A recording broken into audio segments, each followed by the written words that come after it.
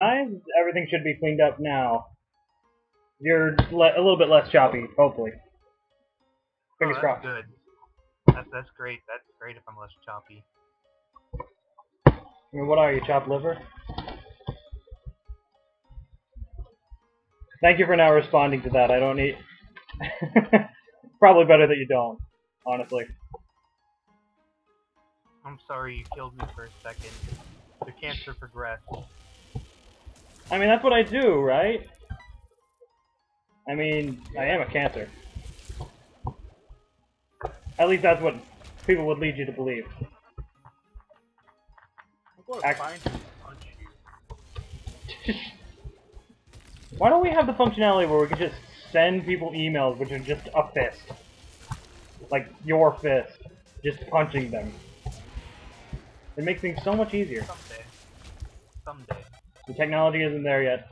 Well, I guess there is. I have a friend who could just walk over there and hit them with their computer and it'd be about the same effect. Someday I'll just be able to stick my dick through the computer screen to somebody. Technically, as I recall, that actually already... Something similar actually exists. Yes, they are actually working on that where, it's a set of two sex toys, basically, where one's an anahole and the other's a dildo, and they're basically synced up together, so two people could have sex over a distance. Hey, have you played Afterbirth, by the way? Have I played what? Have you played Afterbirth? No, I know. They haven't released that on the Wii U yet. I knew that, I just didn't know if you played it on the computer. There's a... Are you familiar with any of the items? I've heard of them. Okay, there's an item called Curse of the Tower that I just found in my curse room. Right. And Curse of the Tower is a wonderful item where every time you get hit it's as if you activate a tower card. Oh, that's interesting. It's not interesting, it's kind of really bad, actually, and I just died. That was... the viewers, man! They spend this whole time waiting for us to get this call ready. I die within the next floor. That's how shit works. Alright. I want your opinion. Who should I play as? Toriel. Toriel? You got it. Yeah. Goat Mom it is. Oh god, you gotta love Goat Mom. Goat Mom. And look how cute she is! She's adorable! Don't bang the Goat Mom, by the way. Actually, my buddy that's in the room with me, he bought the Toriel plushie. Really? See, I don't need... Somebody stream. Oh, fuck.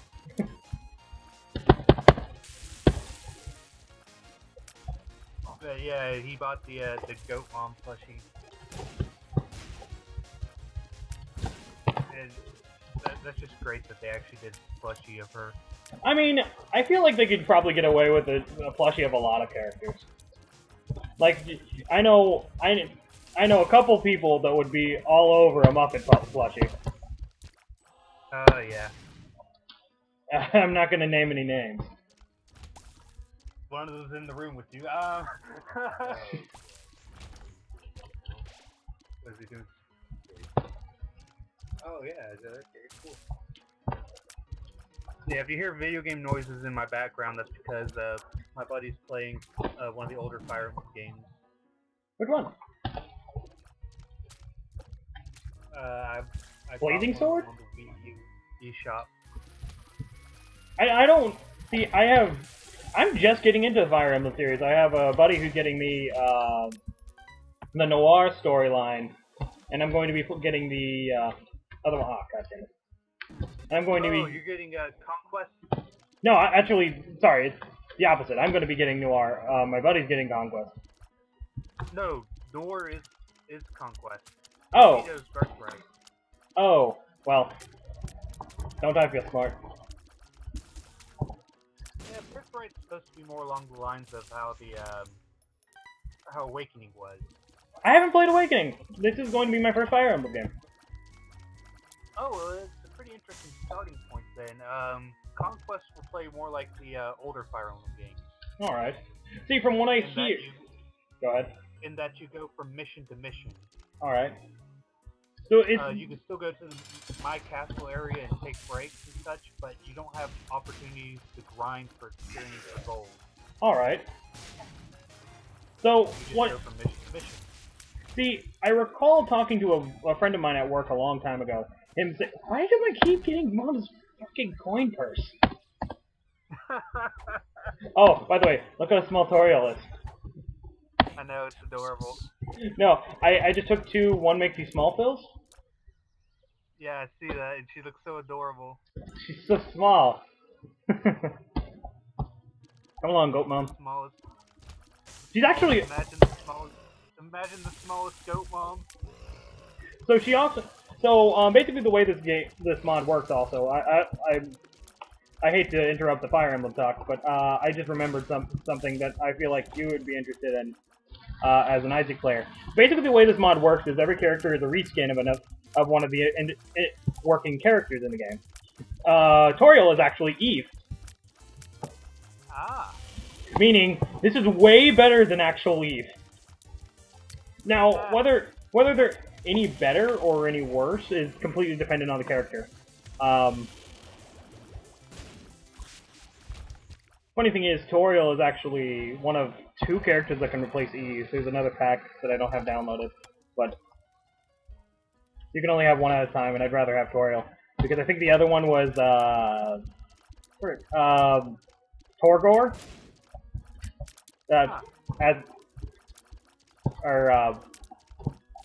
Azrael? Yeah. Right. In the footage I've seen, he doesn't seem that interesting. There's probably a way for him to be the god of super death, but I honestly have no idea. I mean, ooh. Alright. Yes, this is a real game indeed. Oh, fuck! A real mod of a game. Yeah, because you know what I really think of when I think of the Binding of Isaac? A game where you don't have to kill anybody. Sorry, a game where you're not... Contradictory thing. But what were you saying about Fire Emblem?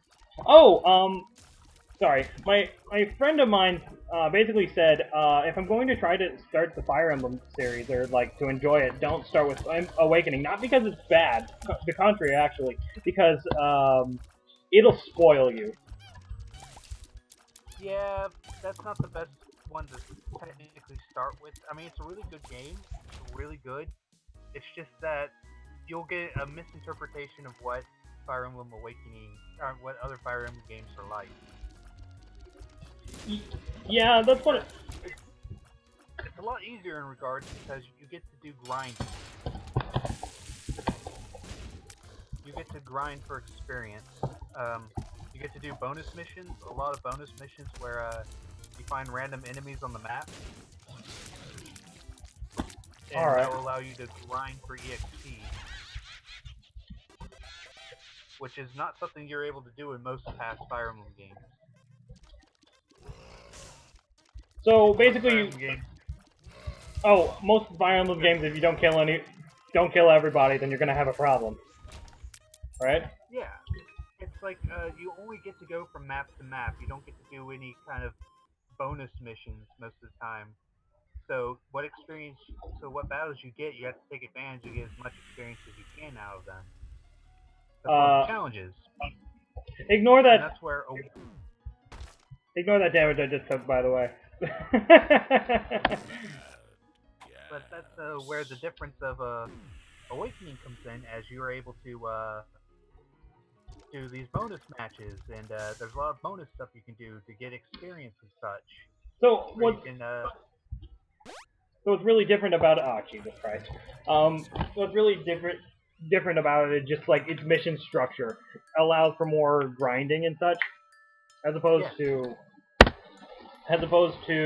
what the other Fire Emblem games, which is just basically this is what you have. These are your missions. This is the experience. Ah, shit! I just remembered. Basically, yeah, you go from mission to mission, and that's how Conquest is structured. Actually, is that why that's supposed to be the harder version? Not only that, but because it has different mission types. Okay. Wherein most Fire Emblem games, the mission types are defeat all the enemies or defeat the enemy commander. And that's what Awakening and Birthright do. That's a lot of their missions. Either defeat all the enemies or defeat the enemy commander. Whereas some Fire Emblem games and Conquest have varying mission types, where you have ones like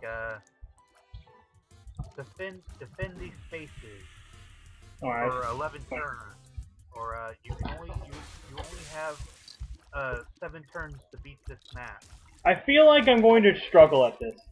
Now, I am decent at games like this. I've beaten XCOM, not on the hardest difficulty, but I've beaten it a couple times. But I have a feeling that I'm going to struggle with this game. Well, that's why you have different difficulty settings and casual mode as well. Fuck casual mode. If I'm playing Fire Emblem, I'm playing the actual Fire Emblem. Yeah, if you want, you can do that. I'm doing it to save time because I'm going to restart if I kill if a character dies. I'm just going to restart. So. Yeah, I guess you're right. I guess you're right. Doing it without the permadeath does make more sense in that sense, because I'll probably just be save scumming it if I do have permadeath on. Well, if you want the real challenge, yeah, do it on classic mode. But what you're saying is, like, if I'm not going to play it legit and not save scum it, I may as well just not. There's no reason. You're just wasting time at that point. Pretty much, yeah. But if you want the challenge, you could do classic mode. If you don't want the challenge, you don't have to. You got casual mode, and they even introduced a new mode for Fates called Phoenix mode. Where your units are revived the next turn, so it's really easy. Oh my god, I could just imagine that shit. You know how much baby mode.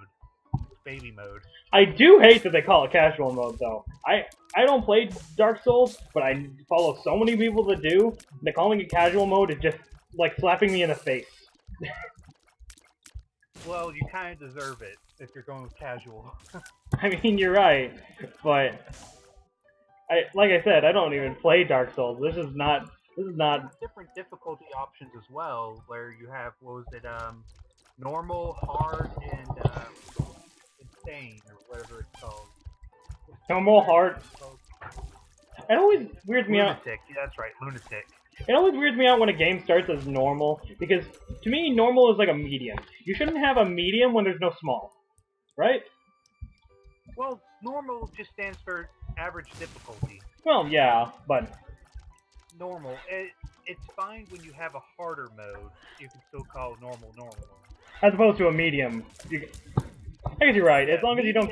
You can only call it medium if you have easy mode, but if you don't have easy mode, you have to call it normal. Yeah. What a base your normal difficulty. But yeah, you can change the difficulty of the game. Not mid-game, you can't change the difficulty. Well, yeah, games that let you do that seem have their own group of problems. Well, in Fates, you can change from classic to casual, but you can't change back. Okay. That makes sense.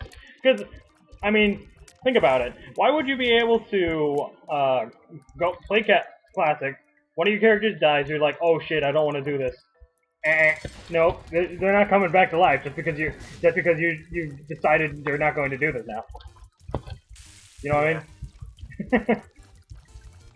The other way around makes perfect. Feel when large spiders aren't reskinned to be Muppets. Because she's a playable character in this game. She has she starts with Vox's spiders. I hope she also starts with Vox's spiders, by the way, having one of my favorite, what the fuck is that? Revelation is going to be kind of like a middle ground between Birthright and Conquest, in that you'll be able to grind for experience, do bonus versus grind for experience, but you also have a lot of those hard mission types from Conquest. It's Solus Abaddon? Did I just pick up Abaddon? What the fuck is this? Nice. Here's like the one problem with ones like this. I have no idea what I'm picking up every so often. And in a devil deal, I see this thing that costs 2 hearts. 2 hearts. I have no idea what it is. It looks like freaking Gygas's face. So I'm immediately thinking, what's the worst that could happen? Pick it up as Abaddon. I don't realize this until I leave the room, and then I realize, crap, I could have gotten more devil deals.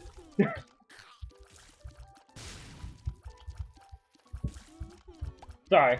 And, every so often I will just be stopping to talk about the game that I'm playing, and that's just something you're gonna have to live with when it comes to Twitch. So, Yeah, I get at least me streaming.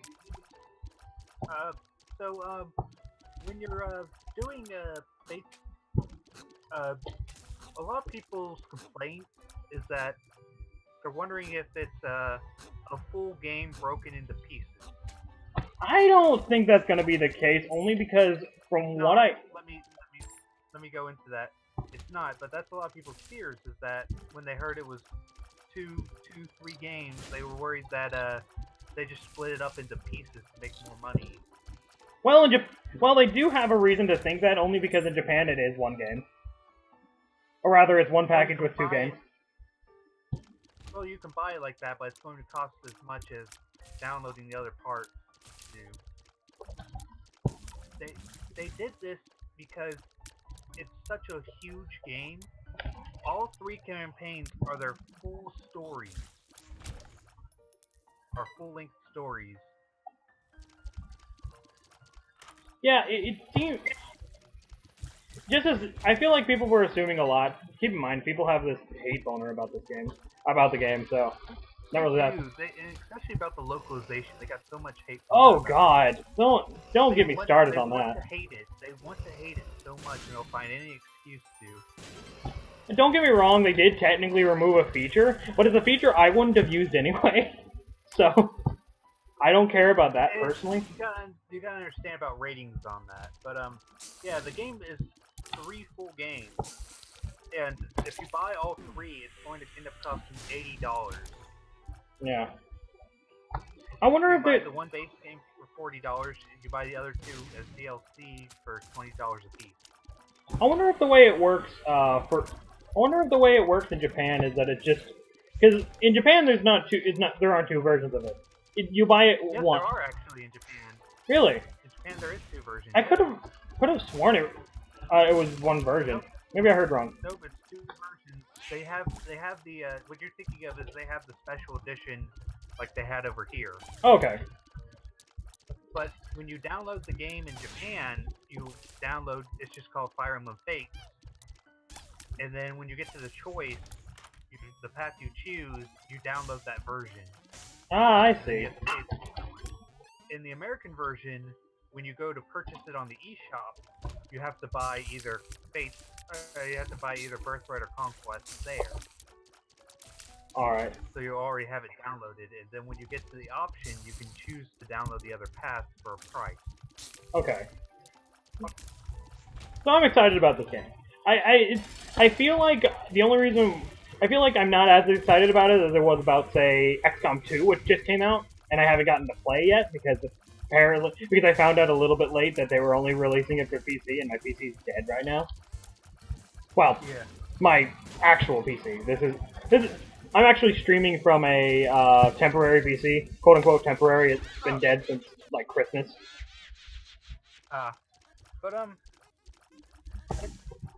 It's a really good game, and a lot of reviewers have given it very high marks. I have seen that, yeah. Oh my god, Toil's got torn now. I mean, and they're both full games. That's the thing. They're both full games with their own full stories.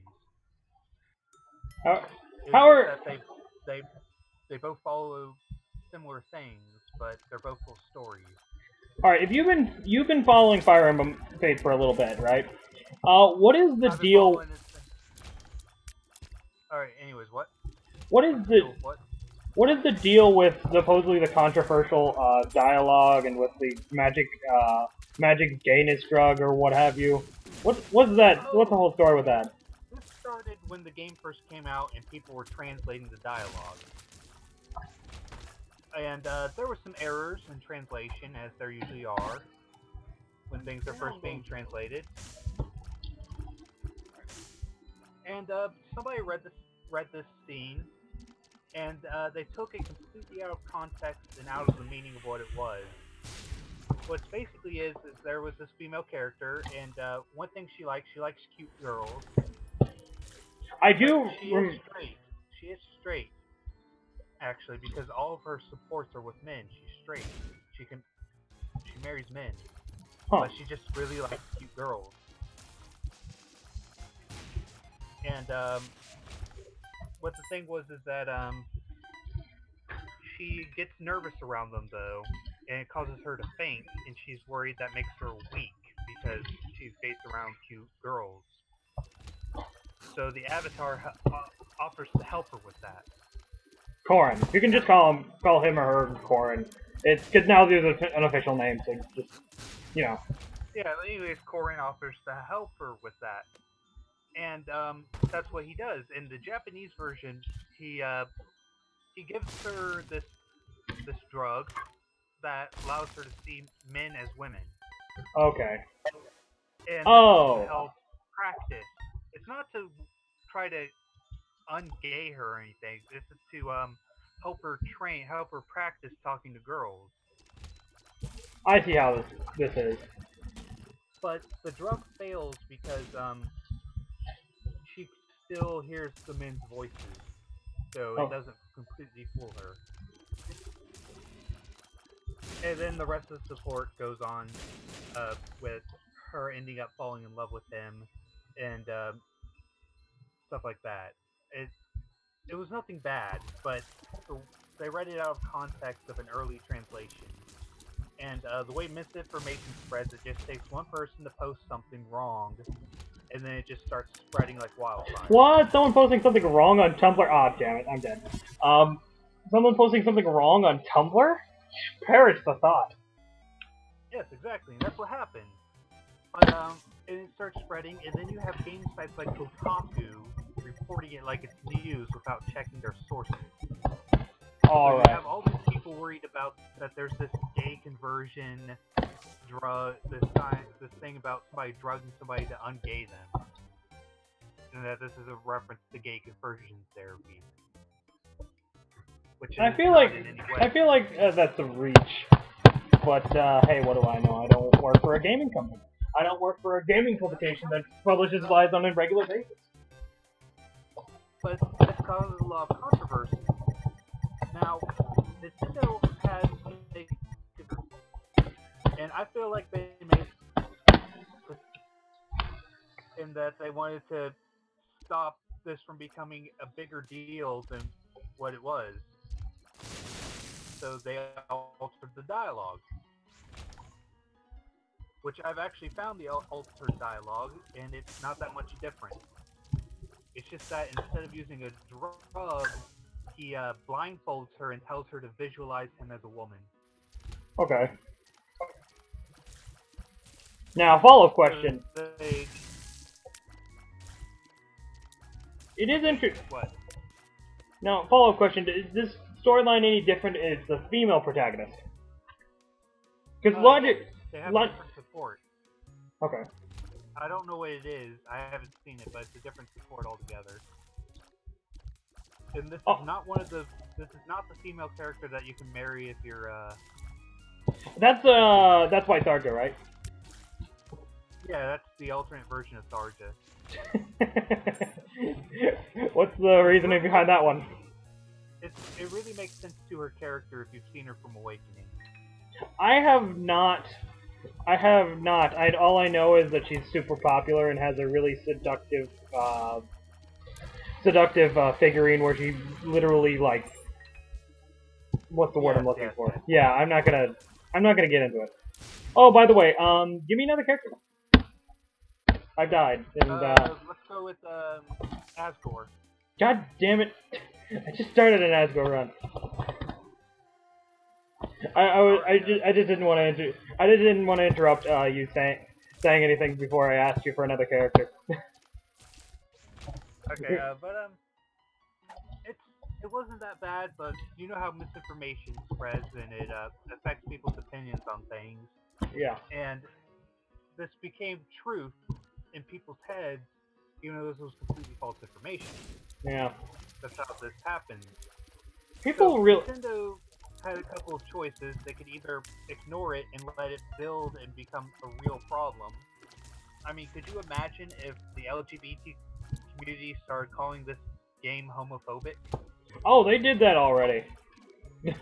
uh, just the... Just when it was revealed that you could romance two specific characters as the same sex, it was like... there was a whole thing about how these characters are negative gay stereotypes and blah blah blah. Even though I Yes, I actually remember us talking about that before. Yeah. We were talking about that stuff before, but yeah, it became this. But it could have been worse. It could have been so much worse because they could have claimed it was anti-gay hate speech in the game. Yeah. And that could have been a huge problem for Nintendo. The reason why there's a difference between localization and translating. Like, I hate fan subs of anime for that exact because I hate translation. Because a lot of things don't translate well, just outright. I find some really good subgroups that do a really good job of translating. Well, trying to put things into proper context. Try to make things flow in dialogue. All right, that's good to hear. I know they exist. I'm more of a dub. A lot of subs you'll find for Kamen Rider is like that, where they try to make things fit and flow. Kamen Rider. I still need to watch that. I recently finished Dino Charge, or at least the original Dino Charge. Oh, nice. Yeah. I'd recommend starting with let's see, W would be a good starting point. Kamen Rider W. Yeah, W would be a good starting point. Wizard, I loved Wizard. Wizard was really good. I do really like Wizard's design. I haven't watched Kamen Rider, but I've seen Kamen Rider. You know what I mean? Yeah. And if you want something more adult than Super Sentai and Kamen Rider, Garo. Garo? Oh, Kamen Rider Garo. Isn't that like the third? It's not Kamen Rider, it's its own series. It's completely different. It's called Garo, Garo. And it's made by a different company, but this is one aimed at adults. Okay. More adult audiences, because it's a very violent and brutal show. Foul.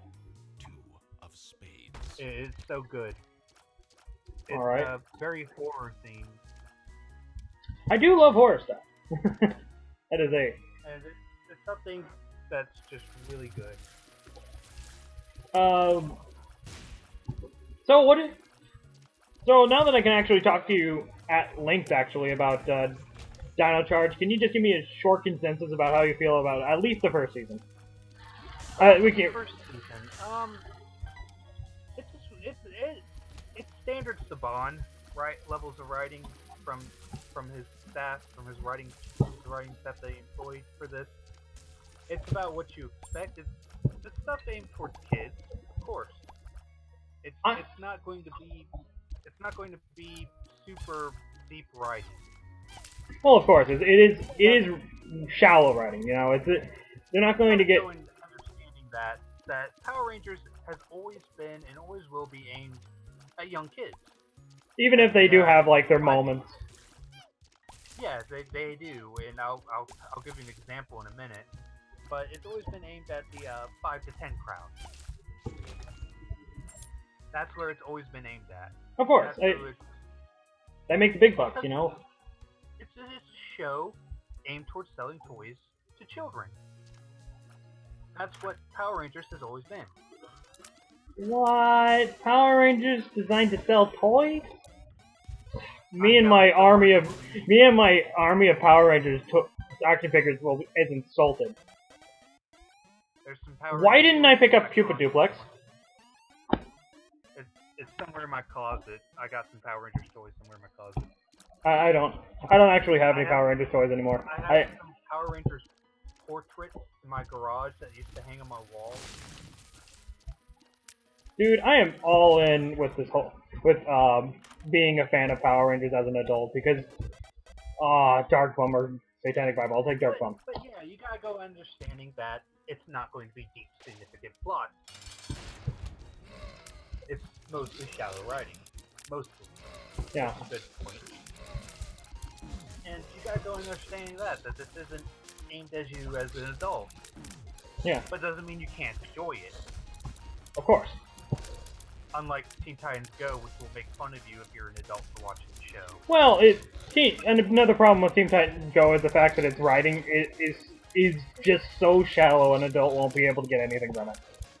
Well, No, most adults. there's some legitimate adult fans of the show who watch it unironically. Because Pan Pizza's a doofus sometimes. No, Pan Pizza hates Teen Titans Go. No, he actually really likes it. He says it. It's a bit of a weird. I don't know. He may have like a weird love-hate relationship with it, but I know for a fact he watches it. He watches it, but that's because he reviews cartoons. But I don't think he's a huge fan of it. But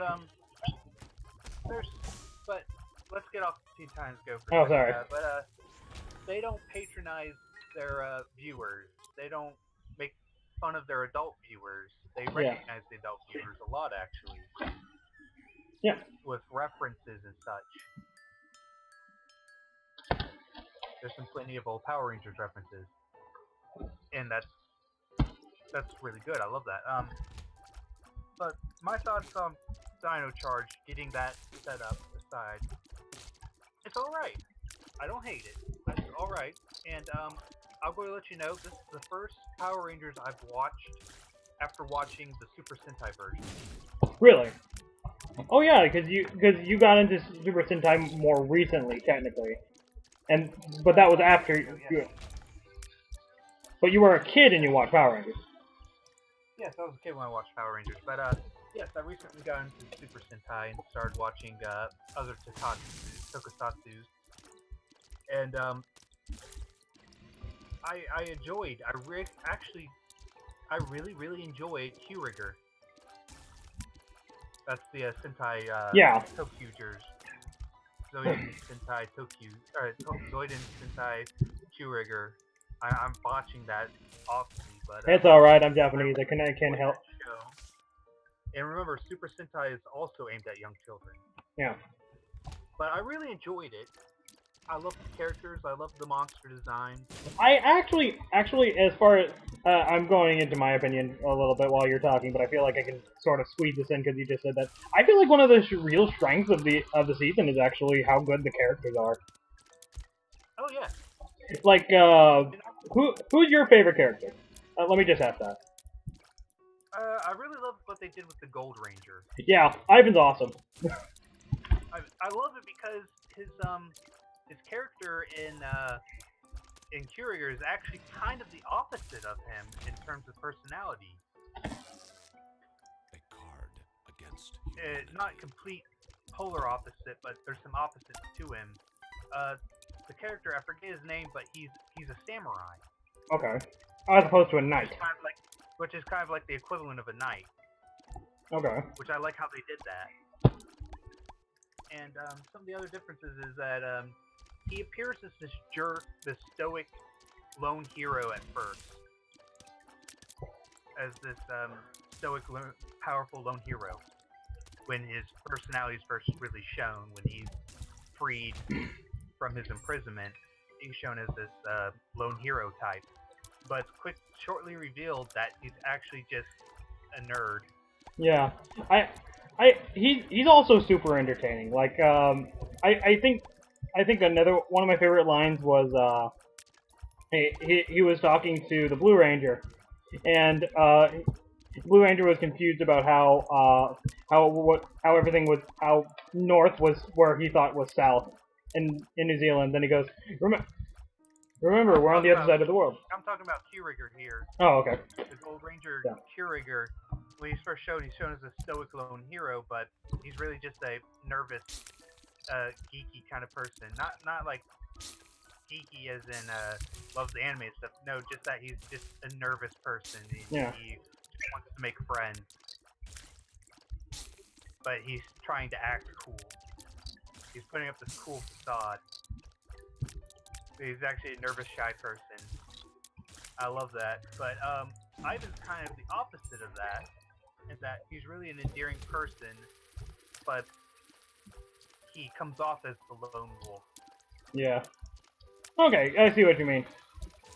He has this smug air to him, but he doesn't. But he's not trying to be smug. Yeah. I mean, he's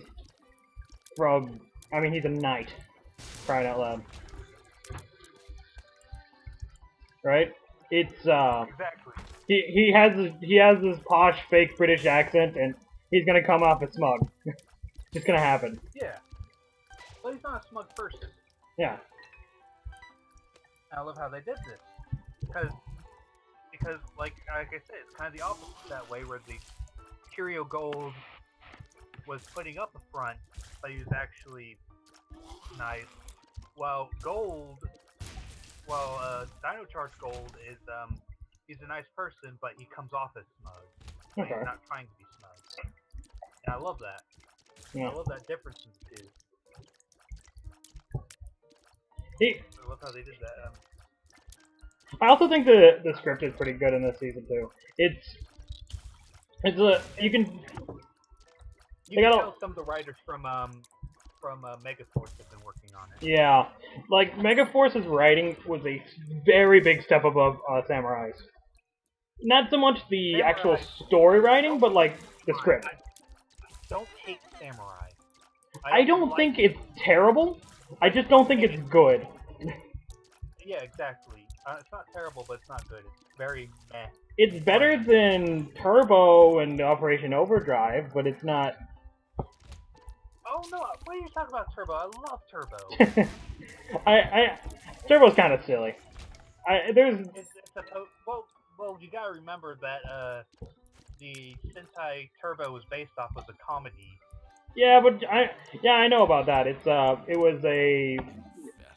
Like, I've seen footage of that one. It's actually, which is... It's comedy. It's meant to be comedy. It's supposed to be funny. Of course. Which they tried to adapt it into a more serious show. Yeah. I mean, they did the same thing. They did pretty well. They did the same thing with RPM.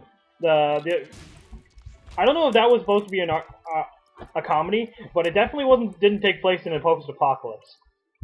I love RPM. I do too. My all-time favorite Power Rangers. I have. RPM. I have asked you, and you said RPM, and I agree with you. RPM. It's a fantastic series. They tried to go for a more mature story because they wanted it to be more story-driven, and they worked. Not too many things that try to do that succeed. And yet it still has some really good jokes in it. Like the whole episode that was following the Blue Ranger is a fantastic episode. I love that. But they build up these characters so well, and they do it so well, and I absolutely love the storyline. I love how it focuses on the Black Ranger instead of the Red Ranger. Yeah, that's a weird one. I wonder how they got away with that. I like how they did that. That was really great. Where you start with the 6th Ranger, basically. Even though he was the 4th. Well... 6th Ranger, as in the trope, that's the... Speaking of the 6th Ranger, they're probably the worst part of RPM. Like, No, I like them. They're okay. They're supposed to be... They're supposed to be annoying, I know, but that didn't stop them from being annoying. They were sheltered children. Yeah. Who grew up in a lab, and you can feel that through them, that they're these weird sheltered children. Oh, I'm not questioning that. I totally understand why they're annoying. They're just annoying. They're supposed to come off as awkward and annoying, but in more of an endearing way, because they actually try.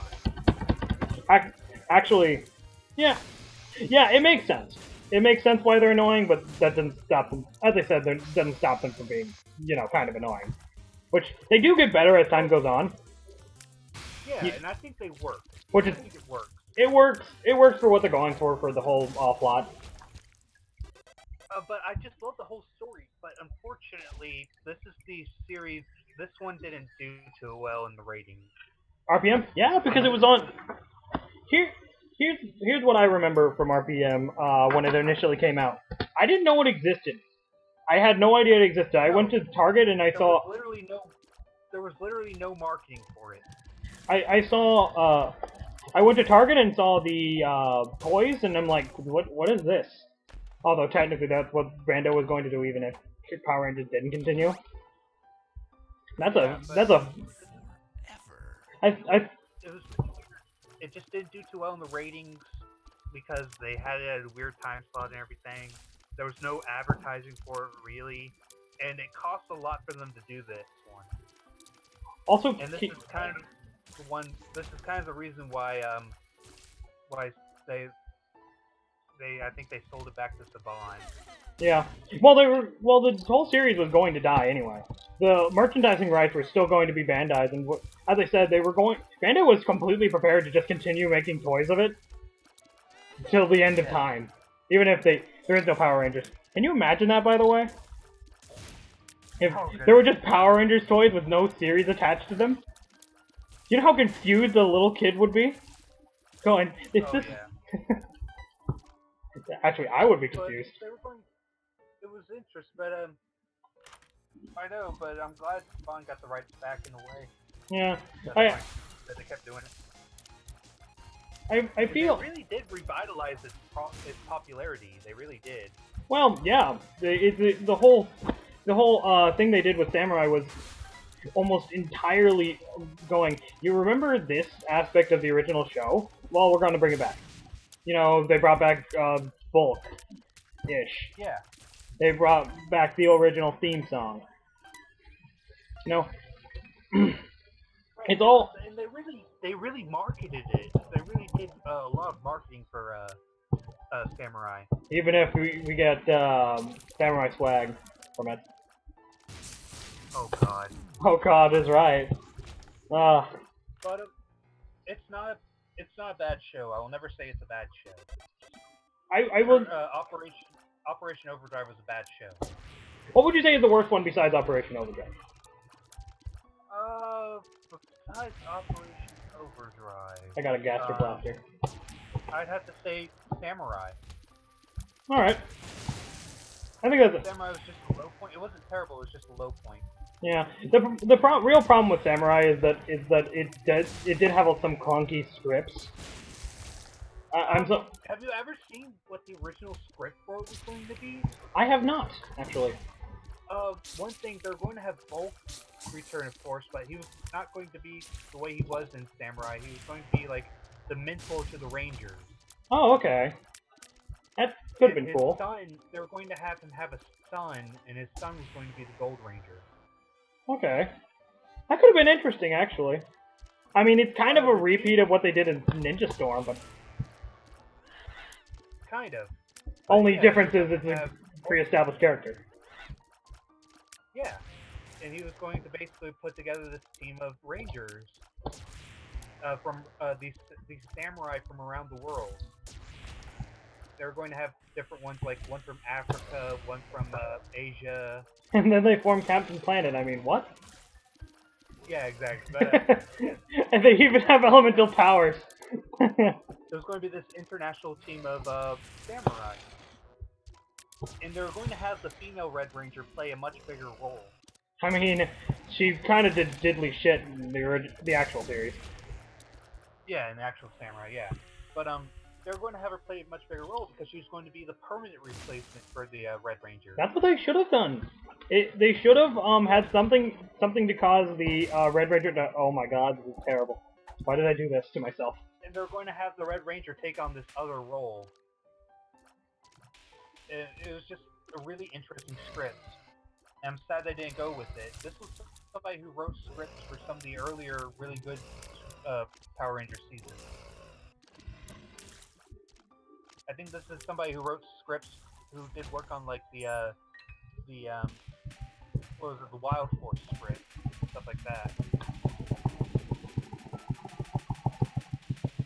I think that the guy who they had who was writing the original script for Samurai was I think he worked on Wild Force and some other ones. Is that why the Red Ranger plays a villain? I know that's not... Partly, yeah. Oh, really? Because he was originally hired on to do something else, or... Yeah, basically. Which, by the way, Um, that villain's kind of cliche, but I actually really like his design. The design of the actual monster version. oh yeah, I do like it, but they were actually doing a lot more stuff with this. It was going to be really interesting. But Oh, I guess they didn't like the Saban didn't like the script, so he got a different script writer to do this kind of more bland, generic kind of script. I mean, it's basically the original Power Rangers, only with predestination. Yeah. Linkara, actually, have you seen the History of Power Rangers? No, I have not. Linkara does a whole series called the History of Power Rangers, where basically he does a retrospective on every series of Power Rangers. It's actually pretty good. He does have the occasional moments of being Linkara and kind of just ranting about silly things, but Linkara actually really didn't like Samurai, and he had a couple good reasons for it. And I gotta say, I think I agree with some of them. I don't hate it as much as he does, but I can see where he's coming from. It was kind of a low point after RPM. Yeah, you can't go from RPM to it. It's really hard, actually. Even with the knowledge that it's a completely different studio. Yeah, but you can't go from a high story like that down to a basic, bare-bones story. And that's kind of how it's been. I mean, the stories have improved, but not by much. I mean, it's still. I mean, I like Dino Charge's story, but even then, every time I watch the opening, I'm thinking to myself, why would you give the stones to dinosaurs? What is the reason? The stones were not in Curator. What? Oh, yeah. That was something for. Oh, I could guess. Oh, I could guess. It's the power gems were not part of Curator. I mean, I am completely lost. I love the alien mentor from Curator more than I do Keeper. I mean, Keeper looks kind of weird, man. I'm gonna be honest. Keeper's kind of weird. Tauren was so much better design-wise.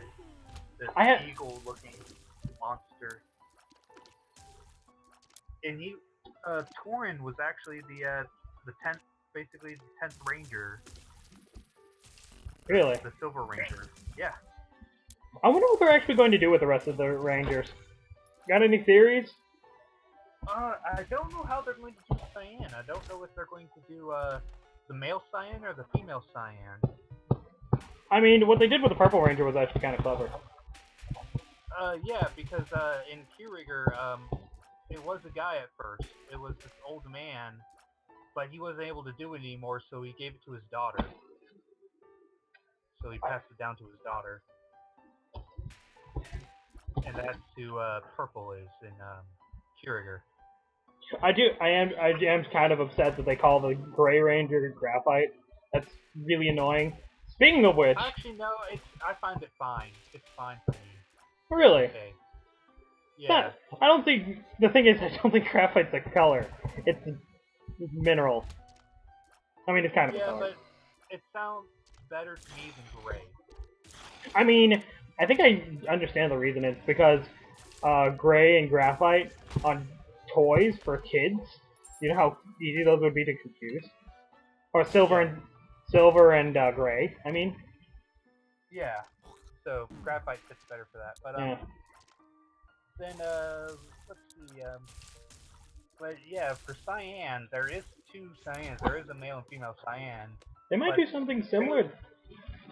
There's very little footage of the female Cyan, so I don't know how they're going to do that. They're probably going to have to do a lot of supplements with that. Well, if they do go with a female one, of course. Which they might, just for symmetry's sake. Yes, they might. But the actor for Cyan, he actually wants to do. He wants to reprise his role. Really? Because he's actually an English actor in Q-Rigger. So he wants to be the actor for both. That'd be interesting, actually. something. He's actually a Canadian-Japanese actor who speaks English. He can't speak English, so he wanted to reprise his role. So I don't know if they're going to do that. Yes, yes. Go from one shitty technology build to another. Thanks, game. There you go. What? That's how it goes. I mean, I just picked up missing no. Look at this bullshit. Uh But I'm yeah, Dino Charge was okay. Dino Supercharge, I was saying it started kind of low because for the first 2 episodes they reused monsters. I do feel like the worst thing they did in Dino Charge was to introduce the whole reanimation thing with the monsters. Considering literally like right after they did that, that meteor monster that you saw that episode was in like the next 6 episodes. It felt like it, yeah. Well, that's because they do revive monsters sometimes in Kiriger. They did. I mean, there was a whole plot where they revived monsters, where the monsters escaped basically from hell. Oh, by the way, I hope the viewers really are in this weird niche market of Binding of Isaac, Undertale, and Power Rangers. Yes, that's how we roll here. I just had that realization. The monsters did revive, but my problem is that they did that about like 20, 30 episodes in Kiriger. We're only about a little over 20 in, and there's been so many repeat monsters. But there's at least 40 episodes worth of monsters they could have used. Yeah, I am kind of worried we're going to be seeing a lot of the same monsters. They didn't even use the Santa monster for the Christmas episode. The Christmas episode was bullshit, by the way. that was the second clip show this season. Yeah, I hate clip shows. I absolutely hate clip shows. Clip shows are annoying. I absolutely hate them. I loathe clip show episodes. At least give us a good setup, not the villains are trying to kidnap Santa. By the way, also really like the villains of Dino Charge. They're all a bunch of doofuses. Yeah, they did great characterizations with them, actually. Yeah, I really like how they're all basically just a bunch of idiots. Like, let's be honest for a moment. Yeah. They're really all pretty stupid. I like the original villain they used, Sledge. Yeah. Pretty interesting. He also walks funny. Oh yeah. Have you? It's a bit of a weird tangent, but he walks funny. Yeah. But they did some interesting stuff with that, and I'm curious to see how they're going to incorporate things from They said they're going to incorporate things from Go Busters. I don't know how they're gonna do that when we already have 2 other Rangers that are coming. They said they're going to incorporate elements from Go Busters, the season they skipped. And I wonder why they did skip they already it. did.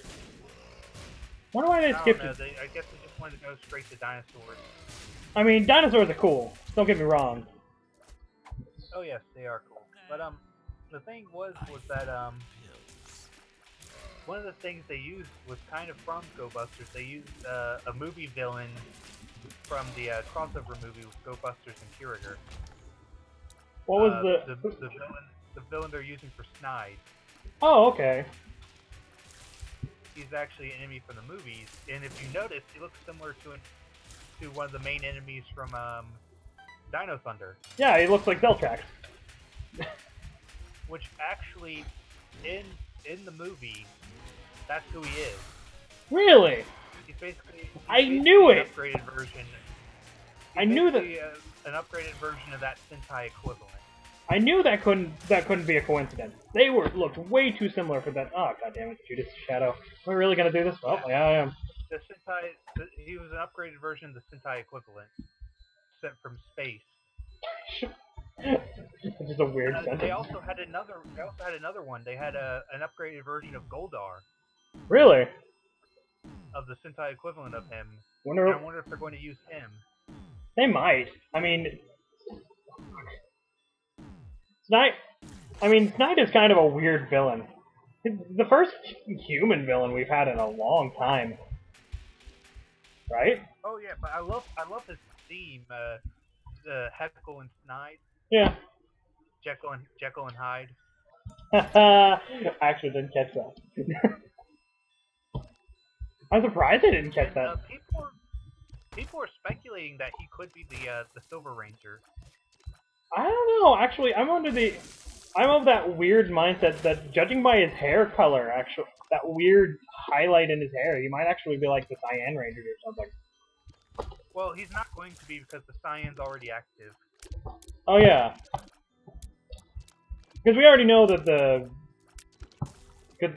we already have the Zord. Oh my god, this is the worst. This build is the worst. It's absolutely terrible. But yeah, they've already got that. I wonder how they're doing the Talon Ranger. The Talon Ranger? Yeah, it was a movie villain from the Kiriger movie. From the summer movie, they had like an evil ranger kind of character. I always love when they do Evil Ranger. I don't remember his name in the I don't remember his name in Kiriger, but for Dino Supercharged, they've already revealed that they're calling him the Talon Ranger. And I don't know if he's going to be a villain or a special good guy or something. I don't know. They'll probably keep him being a villain, but he has a special Zord. In Kiriger, it was called the Tobo Spino. It's basically a Zord base, like T-Rex. So it can form its own Zord with two other dinos. Okay. So they'll probably use him as a villain. I don't know. Or Snide could turn into that. I mean, that would make... If he already transforms into shit. Yeah. I have a hard time believing they're not going to keep him a villain. I mean, they might. They tend to... typically in... If they're going to make him a good guy, he's probably going to split from Snide. Yeah. Typically human villains do turn, but it's just the writing doesn't really hold up on this in this case. Yeah. Because, he's blown up galaxies, apparently. However that works. I don't like how they revealed him so soon. That they blew his cover so soon. In the third episode of Dino Supercharged. I haven't seen the third episode. But that makes sense, actually. I apologize, but no worries. I could see that coming. In the third episode, they revealed that he's Snide. Or rather, the Snide is a... I felt like that was something they're going to keep going for a while. It kind of please. It is kind of cliche, but they blew his cover. I feel like early they blew his cover. I think the reason why they did it from a writing perspective. Now this is just me blowing smoke, but if I were to guess, the reason I would have liked it better if they kept him a little bit and kind of built up a friendship with him, because then they could have had the betray revealing that he's Snide. Yeah. It's like, we barely know you. Like he's like the way it seems he's somebody who's been working there a couple weeks. Yeah. He's like, oh, dude, just some guy who works there. Alright, you're a villain. Alright. And they could have built up suspicion. They could have had one of their suspicious of him and suspect him, but then he does something that that's the real writing sin there. That's the real writing sin. The fact that you can't the whole fact that at no point did this disguise ever fail. At no point before the actual reveal did this disguise fail. No, that's a writing thing right there. They didn't make the character suspect him. Which is weird because we've already had. And I like that plot point where you make them think that he's a good guy, and then have them feel the real betrayal.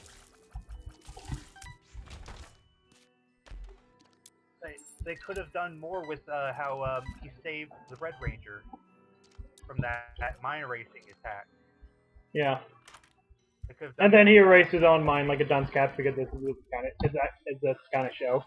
But I actually found that hilarious. it is hilarious because it is hilarious. It's a very funny way of making that whole subplot completely pointless. I know. Because they weren't going to just have him siege the base this early.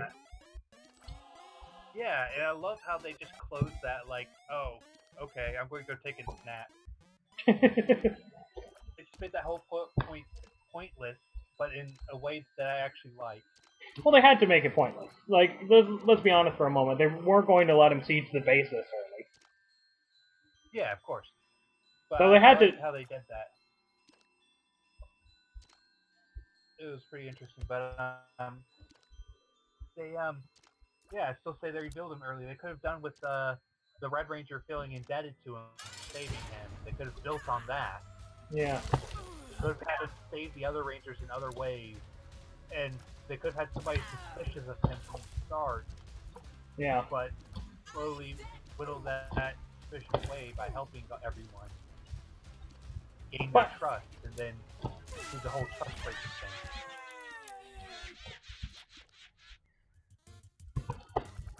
But then you'd have to do the whole villain guilt subplot. Yeah. Which is never fun. It's always so black. Which they're probably going to do anyway. Where am I going with this? I'm not going anywhere. I forgot. I've already gone everywhere as Judas. I'm taking the genocide route. I don't know.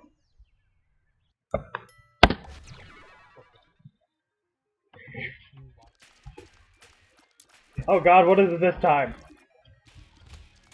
What? Oh, also Hotlands music. Ugh, it's so good. Oh.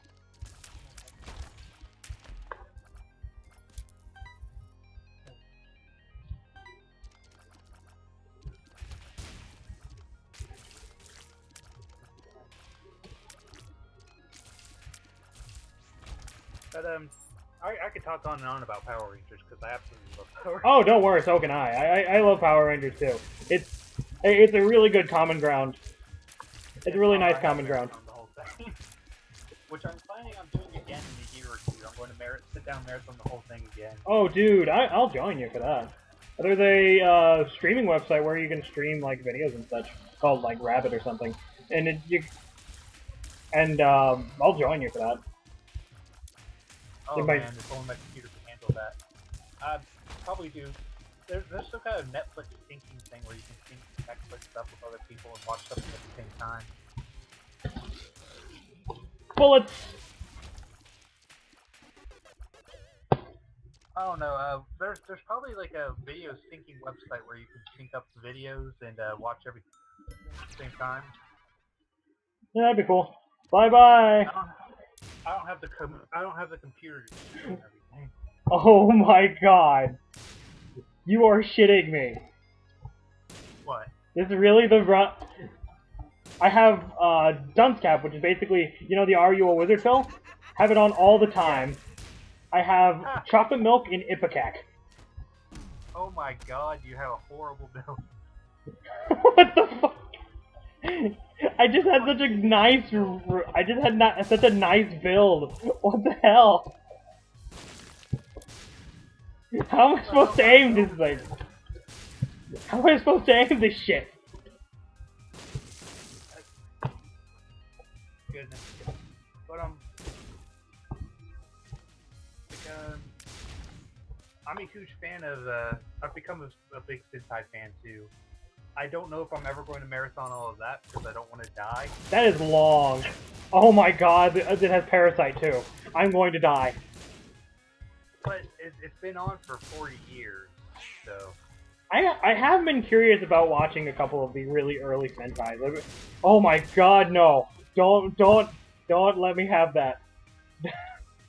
My favorite fact is that without Spider-Man, we probably wouldn't have Power Rangers.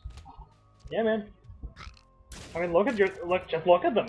They have an immediate similarity. Well, no, it's beyond that. Um, it's because of the Spider-Man Japanese show, the Japanese Spider-Man show. Which is hilarious, by the way. I've seen some But of yeah, that. if you don't know, back when they did the first two Sentai shows. This is before it was known as Super Sentai. The first two didn't have the giant fighting robots. Yeah. The second one is the first one to have a Sixth Ranger, isn't it? Big one. I don't know if they did. I don't think they did that till a few series in. I remember the first one was Big One. I remember that. Because there was a series a long time ago on YouTube called the Noob's Guide to Tokusatsu. Yeah. Where we basically did a retrospective, doing short reviews and explanations on all the Sentais. Right, and but the first two Sentais didn't have the giant robots. In fact, they weren't considered part of the Super Sentai series until way later, until I think like the 20th anniversary. It probably wasn't until like they started using, I don't know what they're called in the Sentai, the legacy powers and started turning into them. You know what I mean? No. That came around the 30th something anniversary. No, I'm talking about at the 20th anniversary, they decided to officially include them in as the first two Super Sentai series. Okay.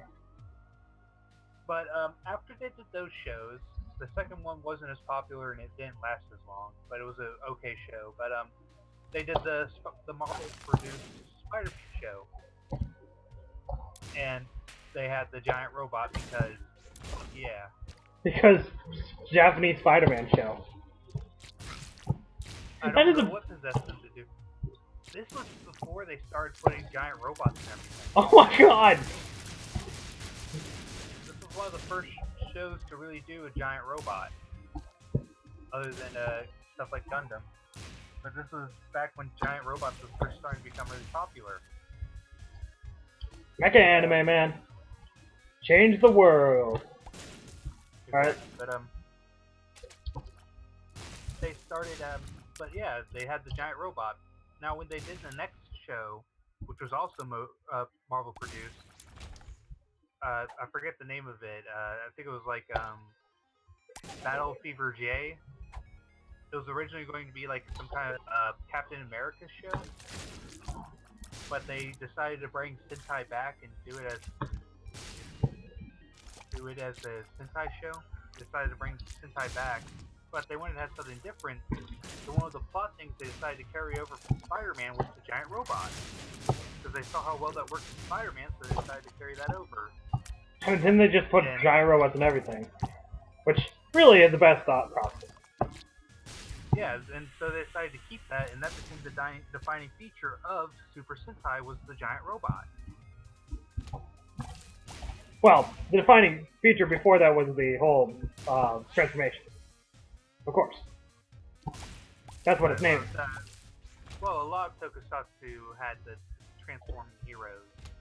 I mean, that's what... Isn't that what Tokusatsu roughly translates to? Mask? Actually, no. Or the special effects? It translates to special effects drama. Okay. I knew it was one of those two. And there is two subgenres in that. The Daikaiju subgenre, the giant monster movies, and the transforming hero,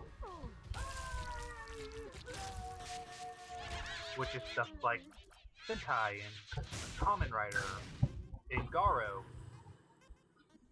That's where the mask, you're thinking of common. Okay. Common means mask. Now, follow-up question. Have you seen any of the localized Kamen Rider shows? I have seen Dragon Knight, which I actually really liked. Really? Yes. That was actually a really good adaptation, and I liked the original plot they went with it, and they did a lot of new stunt work for it. They did use stock footage, but not as much as something like Power Rangers does. I never saw it. I knew it came on to a channel, but I never saw it. Oh, it's something I would recommend watching. It's really good. It has a really good plot and story. and I like how they decided to use a lot of original footage. In fact, it won a daytime Emmy for its stunt work. All right. All right. What about that one we had in the '90s, around the time Power Rangers in Space came out? Oh God, Mask Rider. Oh, Yeah. that's a very mediocre show. Linkara said it was nothing to write home about. It's like I said, it's mediocre. It's very bland. It's very one note. Yeah, I like the design. I'd say what they should have done was make it for a little bit of the older kids. You know, make it the older brothers show. Yeah. Because that's what Kamen Riders is to Super Sentai anyway, isn't it? It's sort of like the... It's not much older, but it is for technically older kids, isn't it? Oh yeah, and they had that set up as the superhero hour, where they have Sentai come on, and then they have Kamen Rider come on after that. They have Kamen Rider come on next after that, and it's called the superhero hour, and they Oh my god, it's Medicine! Because you have the show aimed at the kids the little kids on first, and then you have Kamen Rider Come On, which is aimed at kids that are a little bit older than that. Which I really feel is what they should have done with Kamen Rider, with Mask Rider. I wonder if they're ever going to get it like an actual successful Kamen Rider series here. I'm under the impression not. Dragon Knight was actually fairly successful. It just got canceled. The last couple of episodes got canceled before it was aired. Really? They did get shown online though on the company's website.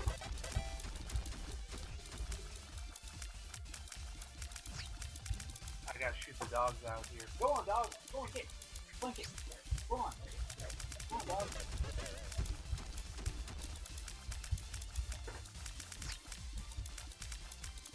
But yeah, they that would be so much better if they did it as like the older brothers show.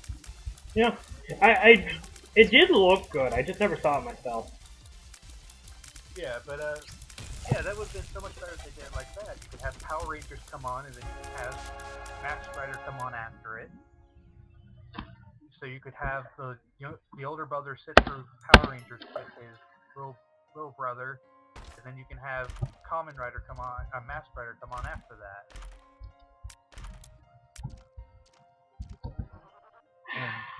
And that would have worked like that. I do like how they introduced Mask Rider through Power Rangers. Yeah. By having that in-show pilot, basically. Oh my god! This is horrible! It's horrifying! I feel like that was a really good idea. Yeah, man. If you're going to introduce another series by the same company, that if one of them's super well known, ride on that. Ride on that success. It lasted a couple of seasons, actually. But I don't know. Actually, no. I think it lasted 8 seasons. I don't remember exactly. But and you do know Saban had a couple other shows at the same time. As Power Rangers, as the early Power Rangers, they had a couple other shows on at the same time. Oh, this is gonna be a hard one. The Mighty Beetleborgs. Oh my god, Beetleborgs. That's on Netflix now. I keep telling myself I'm going to watch it just for nostalgia's sake, but I feel like it's probably really bad. Okay.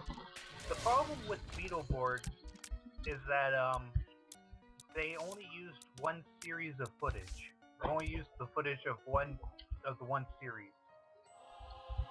But they made multiple seasons of it. It eventually got to the point where they just couldn't keep using the footage over. Which is kind of what they did with the first 3 seasons of Power Rangers, is that but instead they decided something really smart, and what they did was they had they commissioned a toy company to shoot new scenes, basically. They commissioned new footage. Okay. Yeah, because it's like some of the footage in the original shows were like it was like sorry. You could tell sometimes when they were reusing footage. Yeah, and when they were using toys. Anyway, I think it's probably a good time to call it for a stream. We've been streaming for about 2 hours now. Alright then. Alright. Well, it was good talking with you then. It was good to have you on the stream. I'll be doing this again, hopefully more often. It was a lot of fun. Alright, well let me know if you ever want me on again. Alright, I will. Thank you. Alright, take care. Alright guys, that was fun. I'll be streaming again probably tomorrow, so if you want to, just click that follow button if you enjoy it, and stay tuned for more.